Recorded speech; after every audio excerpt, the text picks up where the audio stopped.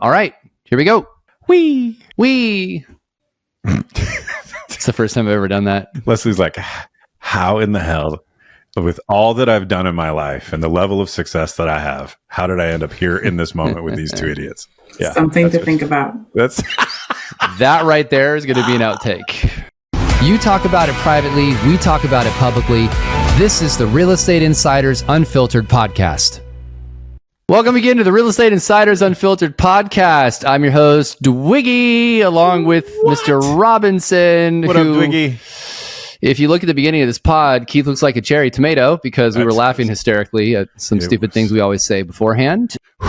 Yeah, you're gonna hear it. It's probably the cold open. You're gonna hear it, and it's funny. It is. Yeah. So Keith, we had Lesley Muchow back, General Counsel for NAR, for episode 2. This is the juicy one. Yep.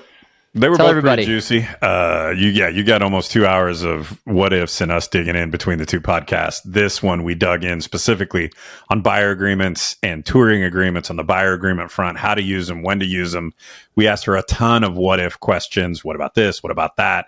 And really, we spent a lot of time on, can you modify it? Can't you modify it? When you can and how? The debates that are raging on all the social media forums across the U.S.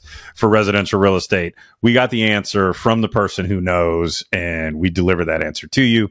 We also dig in on touring agreements, what they are, the right way to use them, where the use case could make sense. This is about as tactical as it gets. You want this in your ear. You need this in your ear so that you can operate your business the right way. One last comment. You all should be sharing this with your broker, your peers, your association, your MLS, because you're getting all the facts squared away here. So these are the Keith, answers. What's the line? Yeah, put it in your ears, kids. Lesley, welcome back to episode 2. We're laughing because we've been having some fun conversations. That's why Keith is red as a tomato right now. It was funny. What do you want me to do? I know that's going to be in the blooper reel. So hopefully that's our cold open. Hopefully. So Lesley, again, thanks for coming back for the second pod. We're going to cover in this one, just for viewers and listeners, buyer representation agreements and touring agreements. And there's a lot of questions there that we've been getting from everybody to have answered by you. So we're looking forward to going through that real quick. Just so everybody knows, episode 1 was about general legal updates, sort of where things are, what to look for. And then also we talked about compensation and concessions. So if you have questions around that, go back and refer to episode 1. And we'll have the link to that in the show notes so that if you accidentally stumbled into 2, they are bifurcated. You can experience them individually. You don't have to listen to the first one first and the second one second, but it's there if you want to do them in order. With that, we had one last question that came in that the three of us decided to address here. That's really should have been episode 1. So we'll start with that, and then we'll go to buyer representation agreements. So we had a question of somebody asking that if an agent downloads a list of agents from their board, can they send an email blast with compensation offered on their listings? So we'll start with that.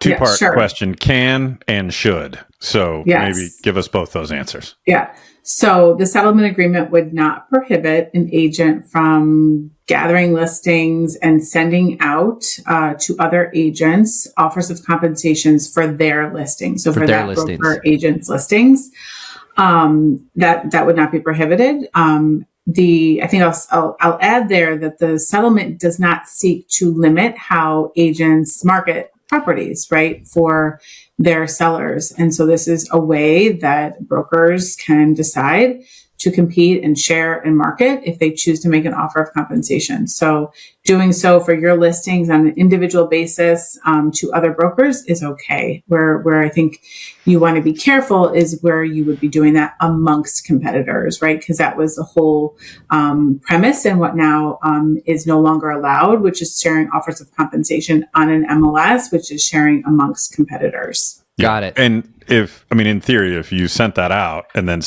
if another broker who received it hit reply all and then hey, since we're sharing these, here's my list too.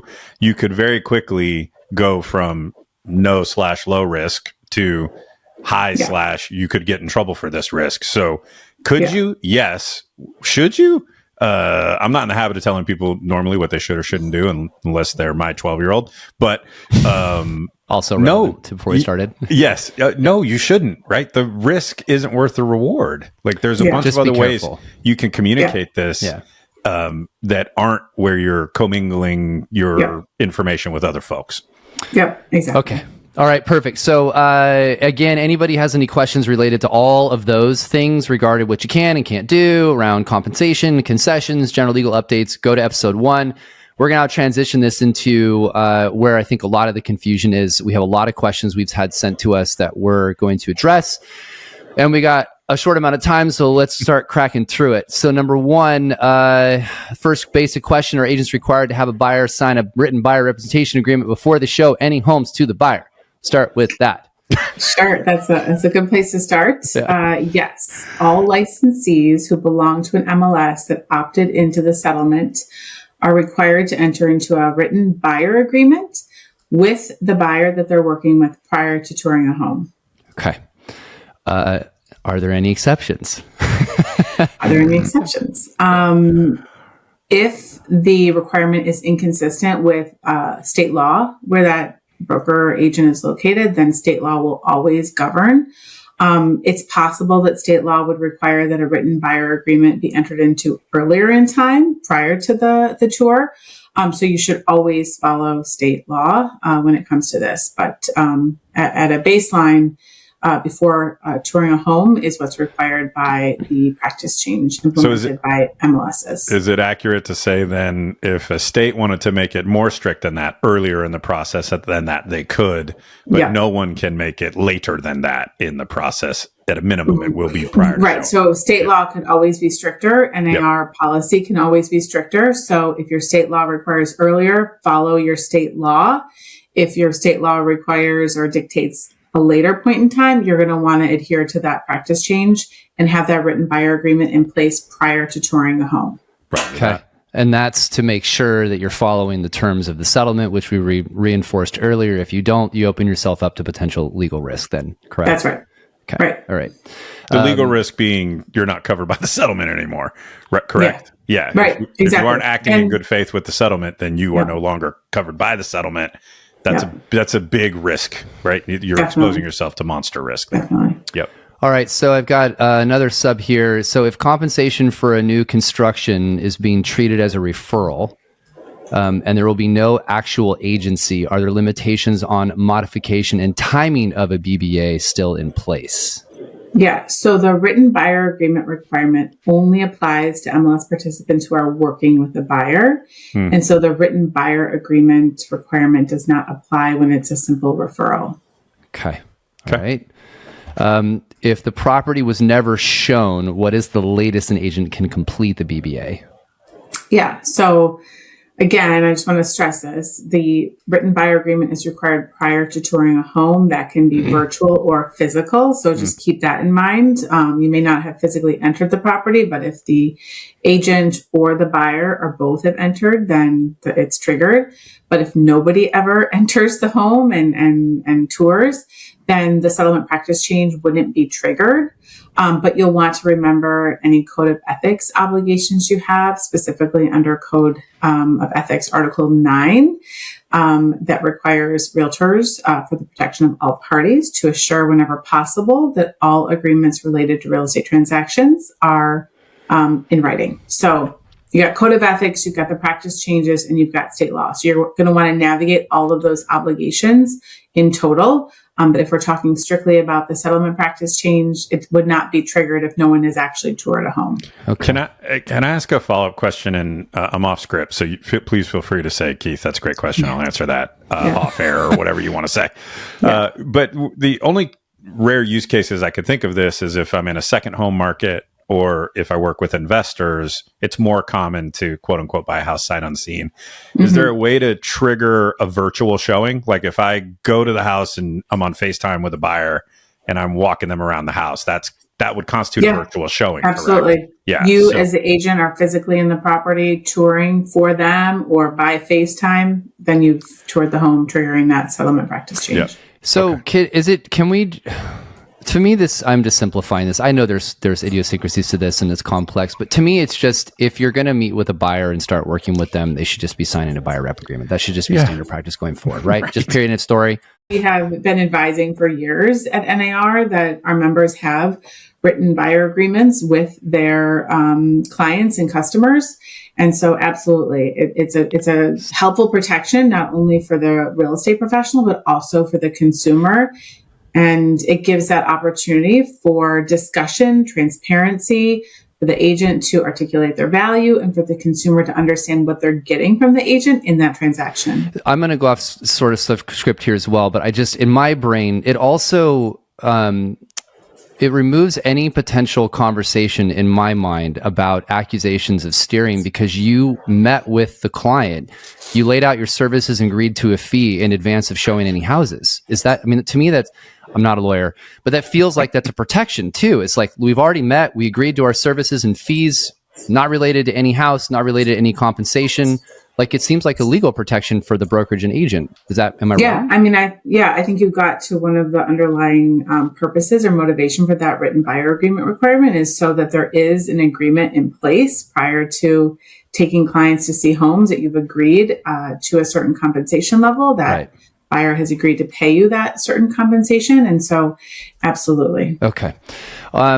Keith, anything there? I'm going to keep moving. I have a question, but I'm actually going to save it for when we do touring agreement discussion. So I'll ask it there because that's probably a better spot for it. What terms must be written in the buyer agreement? What do they need to have in it?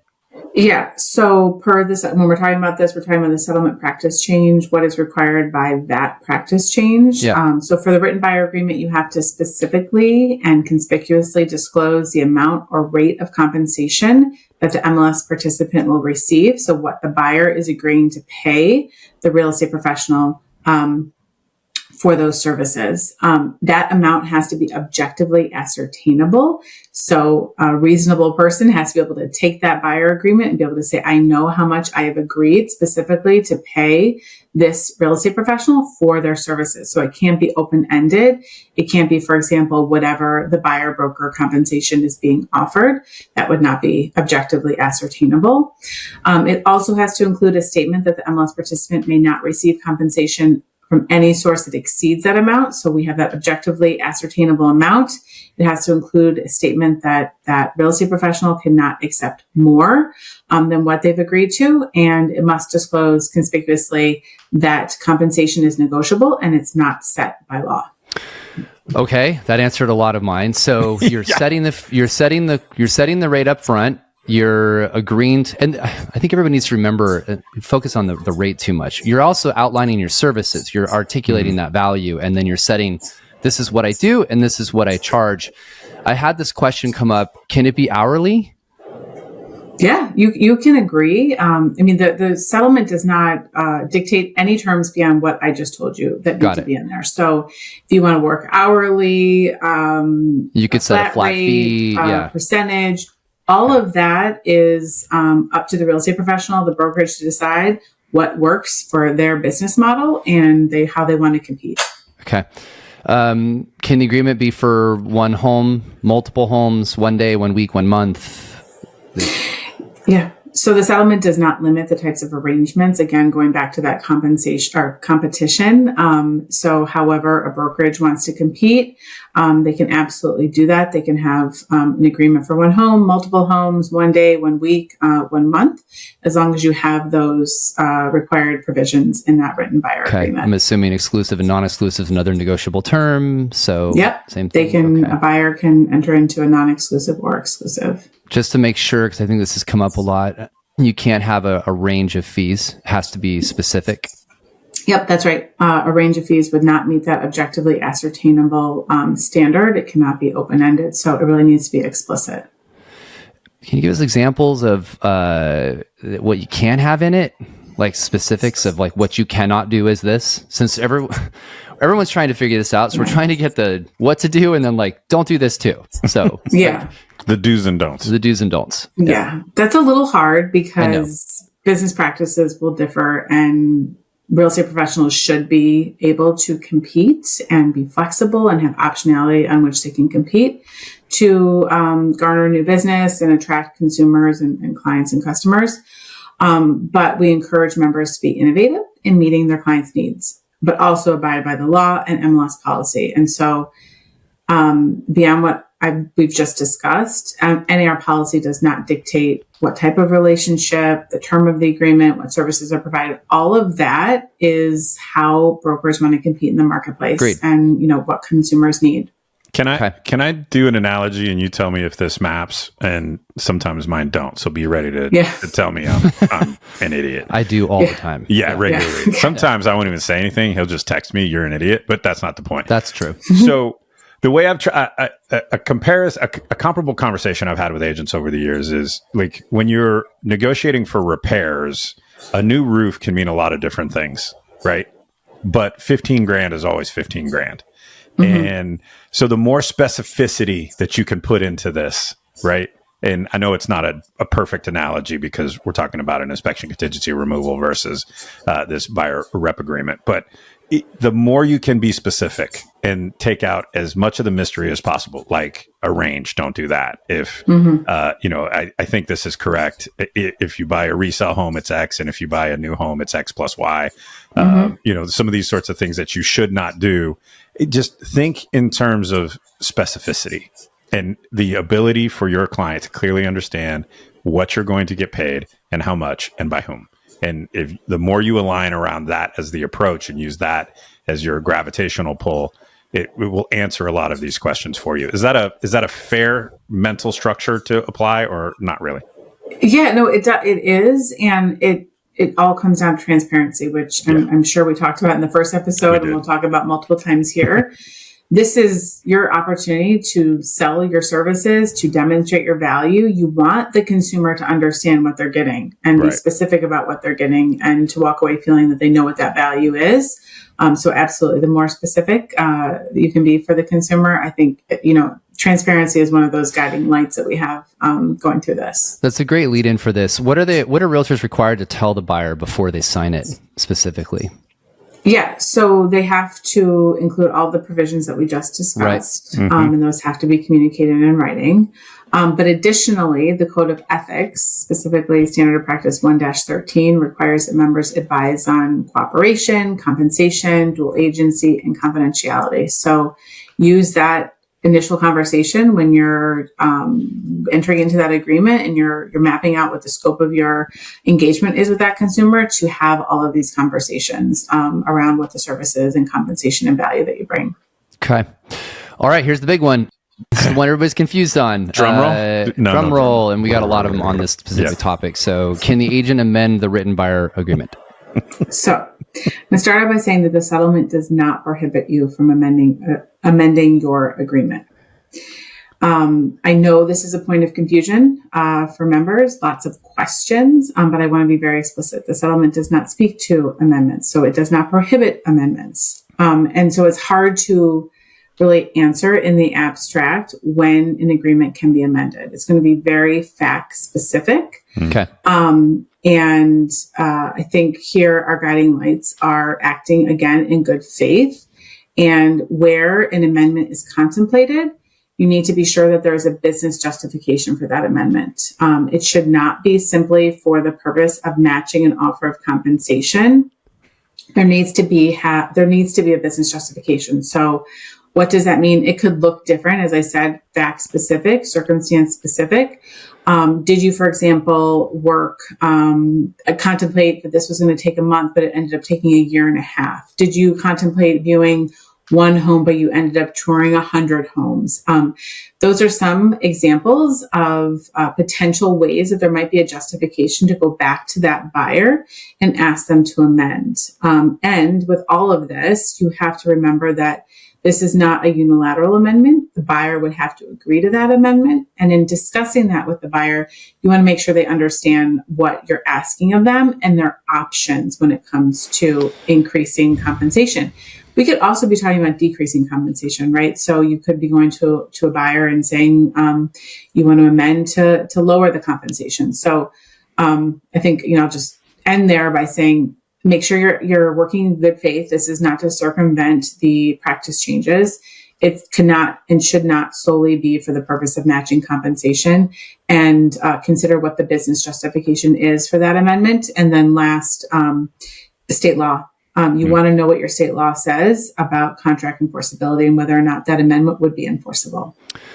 All right. I have a lot of questions around this, understandably, because we all know that everybody here and everybody listening, this is the gray area, and this is the hard part everyone's trying to figure out. So, kind of, but not really.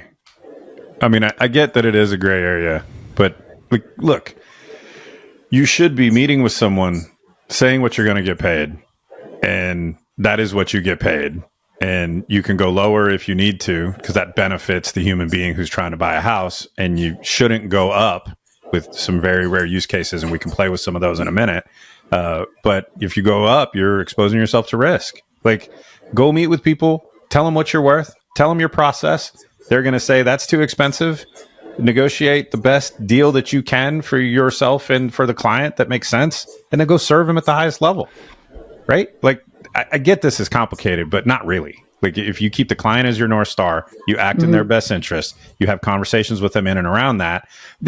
So maybe if it's okay, I'll float an example, and Lesley, you give me your thoughts, right? I might have an agreement where if someone comes to me with a property that they'd like to write an offer on, maybe they found it on their own, right? And it's their neighbors, and they want to buy the neighbor's house because they've been best friends for 15 years. We're like, yeah, okay, I didn't have to show you any houses, I didn't have to do anything. I'm agreeing that I will write this offer for you for X%, right? And we sign a buyer broker agreement, and it's at X. Then that deal falls through, and now but you still want to buy a house, so I'm going to be taking you to the quote unquote normal market, and you're going to go through my normal process. Well, that might be different than X. Would that be an instance where it's okay for me to amend it up because the situation has changed? Yeah. So in that example, the original agreement you had with that buyer may have set out X as what you're asking for compensation. You may have defined the scope of your services to write an offer on this one home. Mm-hmm. Right. And so, right, if that falls through, and now the scope of your services and your time and what you're going to provide to that consumer changes, then an amendment might be justifiable in that circumstance, because you're doing something different and more than what was originally contemplated. But again, just want to reiterate that this is a mutual consent, right? So we have to look at what does that original agreement say, and always get the buyer's agreement to amend in any case. All right. So then I'll go down the other way with this. So the agent, so basically if the listing brokerage or seller is offering more than what the agent agreed to in the buyer rep agreement, to be clear, mutually modifying the buyer rep agreement because of that specific scenario. And only that scenario. Is that a no? Members should not amend solely for the purpose of increasing compensation. You need a business justification. Great. Okay. And I won't pin on that any further. So I'll leave that. I'm following where you're going with that. So, this is important though. I have to use this specific example because this is common. So can an agent receive a bonus on top of or outside of the agreement if the builder or seller is offering one? Right. So we have the agreement in place. It's identified the compensation that the agent's going to receive. And so you have agreed in that written agreement not to receive any compensation from any source that exceeds that amount. Your next question is going to be, can I amend up to receive that bonus? It's going to be the same answer. What is the business justification? Okay. And while the settlement does not strictly prohibit amendments, members should not be amending solely to match offers of compensation. There needs to be a justification for that. All right. I'm going to skip this next question because you've already said it now twice. So can you create two written buyer agreements, one for existing home sales and one for new home sales with different compensation? Yes. So the settlement would not prohibit this. And so I think that goes back to how brokers want to compete, how they want to interact with consumers and provide their services. So you can do this. You can have one buyer agreement that sets forth different compensation based on factors, whether the home is new, and you can have another compensation agreement if it's an existing home, or you can have one buyer agreement, which may be simpler depending on the circumstances, that articulates a specific compensation for new homes, new builds, or existing properties. So you can delineate on that and make clear, as long as it's objectively ascertainable, that the buyer understands what they're paying. Okay, we're going to get to this in a second. So if I did that, I'm just trying to think about how people get crafty. It can't be open-ended compensation. You have to still set it in advance. So, and you can't set it after, well, this is a question we're going to ask, but you can't set it after you know what the compensation is, because you're supposed to do it before, correct? Correct. So, right, you're supposed to do it at the outset. You're supposed to have the conversation. I'm providing you these services for this amount of compensation. Okay. And can I look? I'm gonna get on my soapbox for, I promise, won't be more than 15 seconds. Stop trying to find workarounds. Know what you're worth. Show value in what you do. Charge that amount. To stop trying to be creative to find a workaround. That's not in your client's best interest. Serve them at the highest level. Provide value. Set your rate, and then go get paid that rate. And just because you might be able to get a few more bucks because of X, don't do it. Just go serve them and go get another client. Get a referral. Keep doing what you're doing and what you're best in the world at. Just go get that. Go get that and give that to your buyer if you're going to do something. Just set your services and rates, and then if there's something extra, negotiate it for your client. Look like a hero, for God's sake. So, all right, I'm going to move on.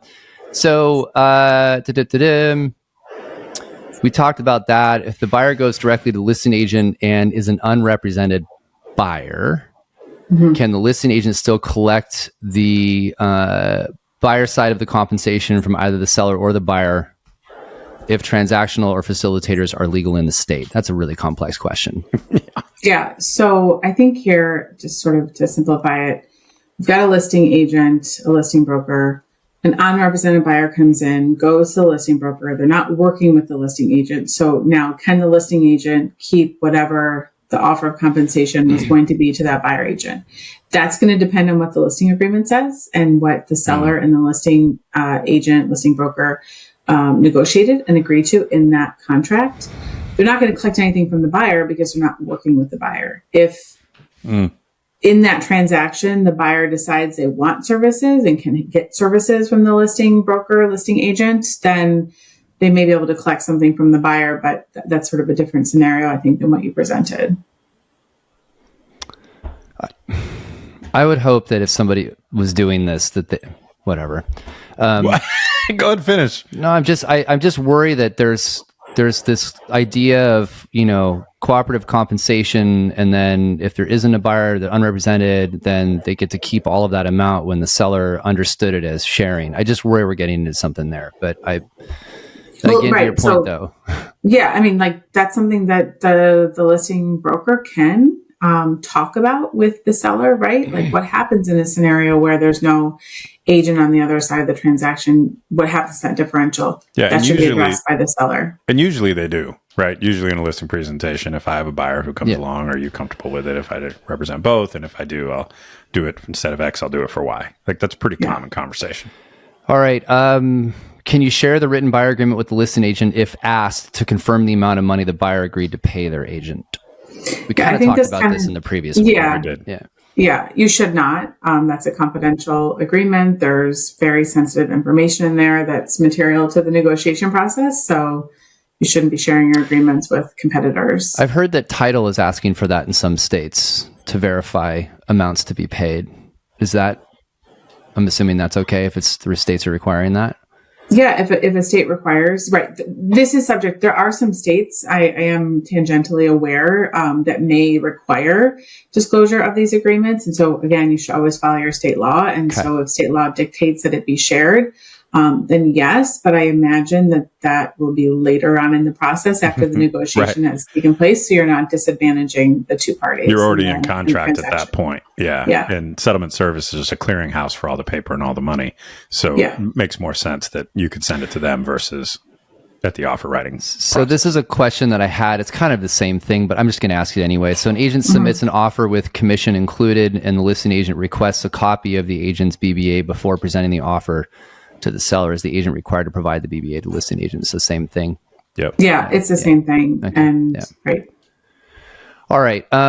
Anything else we need to know on buyer agreements? So I won't tell us anything else, and then I want to summarize a few things, at least just from how I interpreted this. Sure. Again, I think this is going to go back to what we talked about in the first episode. Your golden rule, your North Star, I think, Keith, you made that reference earlier, is the Code of Ethics and Article 1, the best interest of your client. So we're always thinking about what is in the best interest of our client. And we want to keep that in mind when we're interacting with buyers, when we're entering into that written agreement, when we're contemplating the transaction. And so make sure that the buyer has transparency, that they understand their choice, that the agent is showcasing their value. That is your opportunity at the outset. That's when you're negotiating. That's when you're setting the value and compensation you're going to receive for your services. And you're able to sell that to a consumer so they understand that value and what they're paying for. And when there are bumps in the road, questions, agents should be going to their brokers. They should be finding out how their broker wants them to deal with various issues that are inevitably going to come up. Some of these things are tricky. We've talked about how some of them are fact specific. And so you're going to want to be in touch with your broker about those issues. And yeah, I think it's all about the best interest of your client. Make sure they feel informed and that their interests are put in front. Okay. Summarize kind of how I interpreted this, and you can tell me if I'm off, and please do, by the way. So my intention and Keith's intention has always been to serve the client, but also to keep ourselves out of more potential problems with the, with the lawyers, no offense. Basically, if you enter into buyer rep agreement up front, set your services, articulate your value, set your fee. Sellers offering more compensation, you found out about it, not a good reason to modify the buyer rep agreement.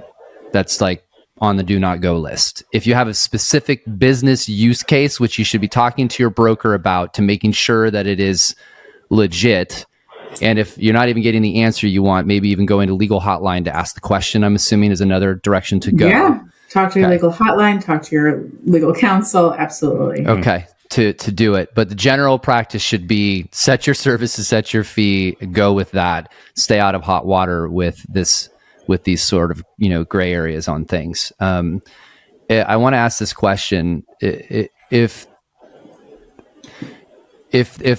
people are pushing this, what is the potential outcome if people are not following this or the plaintiff's lawyers disagree? Like, what does that mean for us if they're like, yeah, we don't agree with all of that? What happens for people that are scooped up into it, or you, NAR, or what? Like, I just want to have an understanding, like, as somebody who's in the business, we follow this, they don't agree with this interpretation. Where does that go for everybody? What does that mean?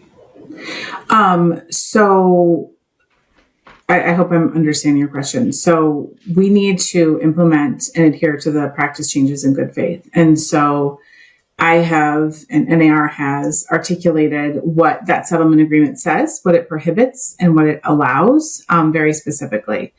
Beyond that, we have to be thinking about state law, and how that interplays with these practice changes and the Code of Ethics. So, what I have shared, what NAR has shared, which is really what I'm sharing, is what the settlement agreement says. If members and MLS participants subject to the practice changes do not adhere to the practice changes in good faith, then they risk their release, they risk new liability, and they risk the plaintiff's attorneys coming back and potentially, new lawsuits and new risk.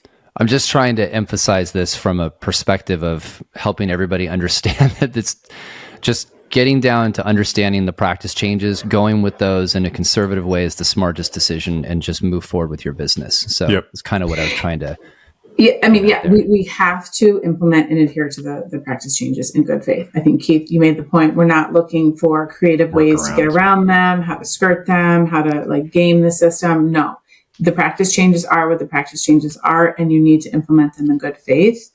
And that's really the most important thing. And it all comes down to, I think, the best way to think about it is if you're keeping your client, your customer, and their best interests the forefront of your mind and the forefront of your decisions, that's going to go a long way to keeping you out of hot water. All right. Last few questions. We'll end on touring agreements because this became a whole thing.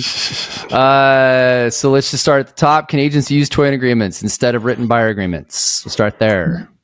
Yeah. So the settlement does not limit what types of arrangements you can offer. So this is another way of competing, right? You can offer limited services, full services, touring services, as long as you have those required elements that we went over in the written agreement, the written buyer agreement. Then the settlement agreement does not prohibit touring agreements. They are permissible as long as you have complied with those provisions that need to be in there. Okay. Just sorry, if we could back up. I'm sure most people listening understand what we say when we say touring agreement, but just in case someone doesn't, what is a touring agreement? A touring agreement would be where a real estate professional agrees to take a potential buyer to a property and view that property. And so it's not an agreement of representation. You're just saying, I'm willing to show you this house. Yeah. Generally speaking, that's what a touring agreement is. But it still has to have the same provisions that are required in the settlement that's in the buyer rep and the touring. So I keep asking this question of why not just use a buyer rep agreement and make it specific to the home, get used to using that. Yeah, I keep struggling with it. I think most people in their brain, that's why I asked the question. What most people think in their brain is a touring agreement is just, I'm not agreeing to anything except to show you this home. And then later, if you like it, then we'll figure out if you want me to represent you, and then we can do a buyer rep. But you can't do that though. You have to have the actual terms in it. The same as the buyer rep. Well, so you have to have the terms for whatever the service is. So the scope of the services could be, right, like I'm going to take you, buyer, to a property, a specific property, for a weekend. We're going to tour homes. This is what I'm agreeing to do for you, and this is how much I will do it for. And it's sort of like an opportunity for the buyer to try out the agent, see if they like them, if they want to continue to work with them. But it's also risky, right? Because that buyer could say, well, I didn't enjoy working with so-and-so, and I want to move on to the next agent. And so there's no confirmation or assurance of the additional business. But in that touring agreement, whatever you've agreed to, you have to have those provisions. So what are you going to be compensated for that tour? It needs to be in there. All right, I got a really good follow-up on this because it's very relevant. So can agents use a touring agreement with zero as the fee, but then have a buyer sign a buyer rep agreement when they find the home they want to write an offer on? Yeah. So again, you have to have those essentially 4 elements in the buyer. But if they put zero as the fee, they can put zero. But then they're going to get paid zero, right? They're going to get paid zero for the touring. But now if the scope of those services change, and now the buyer wants more than just a tour of the home with the agent, then that might be a new agreement whereby they're agreeing to pay the agent more in exchange for the additional services they're going to be offering. So again, it kind of goes back to there's also the risk that the buyer sees a property and doesn't want to continue to work with the agent. That agent is not owed any compensation or is limited to whatever they agreed to in that touring agreement. Here is the question that I wanted to ask earlier, and this is sort of, I'm putting my tactical real estate agent hat on, okay? To me, there are, in the very beginning of establishing a relationship with my client, not a client relationship, but just like a relationship with my client, right? It would feel weird and probably inappropriate, not from a legal standpoint, but just from a intimacy of relationship standpoint. If I'm talking to an online lead, right? We've never met before. We've only traded a couple emails. And now I'm like, cool, I'd love to meet you at the house. Here's my buyer representation agreement that outlines that we're going to work together for the next 6 months. And here's how I get paid. And we've literally never spoken except over email. That's a tough ask, right? The client doesn't want it. The client doesn't want that level of conversation or commitment yet. The agent doesn't want it because it feels inappropriate to ask for that. Like, how would you recommend an agent in this specific example, should they do a buyer rep agreement, but put a bunch of, single, just this house for this duration. And if you decide you want to write an offer, but if you don't, I'm happy to show you this house at no charge. But if you want to write an offer, my normal fee is blank. Or should they use a touring agreement that accomplishes something similar? Because what agents are really trying to figure out is, how do I get this paperwork done and follow the rules, but still have it be this elegant experience for the human being who wants to buy a house, right? And that's the push and pull of this, except for the agents that are trying to find workarounds. And for those folks, meet me out front and we can talk about it, right? But for everybody else who's just trying to do the right thing, how do I structure that when it's not a repeat client? They don't really know me yet. I want to honor what they want to see is the inside of a house, and I want to honor that, but still also honor the new rules. How do you recommend I do that? So, first of all, I want to just sort of go to the lingo that we're using. Sure. The agreement that is required by the settlement practice changes is a written buyer agreement, not a written buyer representation agreement. Thank you. Very different. It doesn't dictate Good point. what type of relationship you have. Understood. And so I think what I recommend, what NAR would recommend, is that you talk with the consumer about their options, right? Mm-hmm. If you choose to go the route of a touring agreement, it's an opportunity for the real estate professional to market their services. They certainly should not be used as a circumvention of the practice changes to, avoid committing to a compensation and then finding out what that offer is later and entering into an amendment or a new agreement that just simply matches it. But I think that touring agreements are a tool that real estate professionals have to market their services. And you can tell the buyer what their options are, right? Mm-hmm. And if those are the services that you want to provide or you're willing to offer, have that conversation, make sure the buyer understands all of their options and what the terms of that agreement look like. What is the limitation? What are you willing to provide in that agreement? Makes sense. So this is a part of getting really good at the craft. And this is where I really would love to see brokers really step up their education, because what I'm walking away from this from, and I'm very risk adverse, and everybody knows I listens to this pod at this point. But if you're doing a tour and you're basically outlining, I'm just going to show you the house, that's one thing. But then if you want me to handle everything else, that could be something completely else. That's where this variation could occur in the agreement. Did I understand that right?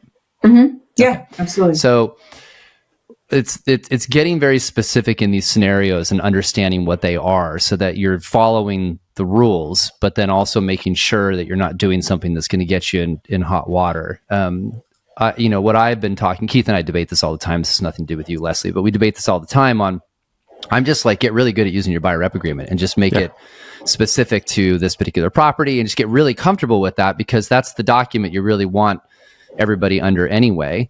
But you're right. There are ways to do this. You're just going to have to get smart about doing it in such a fashion that it doesn't pinhole you into something, but it's also, to Keith's comment, it's also beneficial to the consumer. They're getting what they want, and we're putting them as the North Star per se. So, and you're giving them options, and there are brokers that will compete by offering, limited services. Totally get it.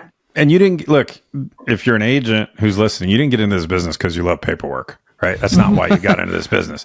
You got into this business because you love shepherding people through one of the most stressful transactions of their lives and providing massive value for them through that process. So honor that relationship, come up with your approach for how, if it's a haven't met human, right? What's the appropriate way that I can approach this that meets the requirements of the settlement and meets my service level, and how would I want to be treated in this same exact environment? And then you're going to be fine. It's just, for the people looking for a workaround, I've already covered how I'd like to address those folks. But for everyone else, just think about it deeply. Know that deep inside, this is the right approach. I understand we don't really know each other yet. So I'm going to do a buyer rep agreement, and I'm going to do it this way, or I'm going to do a touring agreement, and I'm going to do it this way. And then here's specifically when I transition to a buyer agreement, or whatever your plan is. But for the love of residential real estate, have a plan, right? Yeah. And know intuitively how you're going to communicate about it. One last comment, and then we'll wrap with this final question. Just so everybody knows, Keith and I have been debating this a lot and having these conversations. We have a keynote that we both put together chapter that talks about how to articulate value and go through some of these objections just to help with that. So if you guys are interested, let us know. We'll be happy to talk about that with you. So, all right. Last question that I got from some people is, what is NAR's plan to enforce or not my words, police the settlement agreement long-term given the 7-year requirement?